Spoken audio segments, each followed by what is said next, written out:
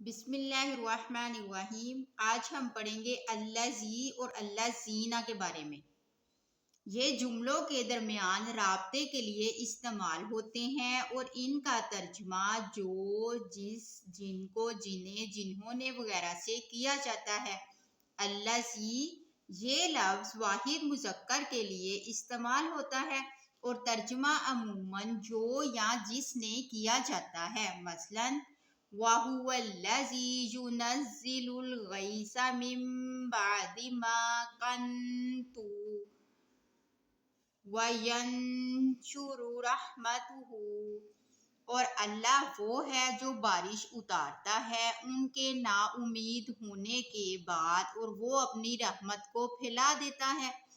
الَّذِي جَعَلَ لَكُمُ الْأَرْضَ فِرَاشًا، جس نے بنایا تمہارے لیے زمین کو بچھونا۔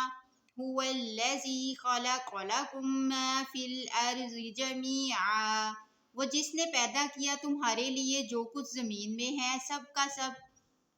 الذین یہ لفظ جمع مذکر کے لیے استعمال ہوتا ہے اور ترجمہ عموماً وہ لوگ جو، ان لوگوں کو جو یا جنہوں نے کیا جاتا ہے۔ مثلاً الذین یؤمنون بالغیب، وہ لوگ جو ایمان لاتے ہیں غیب پر۔ انجینا الذین ینہون عن السوء، ہم نے نجات دی ان لوگوں کو جو منع کرتے تھے برائی سے۔ وَأَخَذْنَا الَّذِينَ ظَلَمُوا بِعَذَابٍ بَئِيسٍ، اور ہم نے پکڑ لیا ان کو جنہوں نے ظلم کیا برے عذاب کے ساتھ۔ أُولَئِكَ الَّذِينَ صَدَقُوا، یہ وہ لوگ ہیں جنہوں نے سچ کہا۔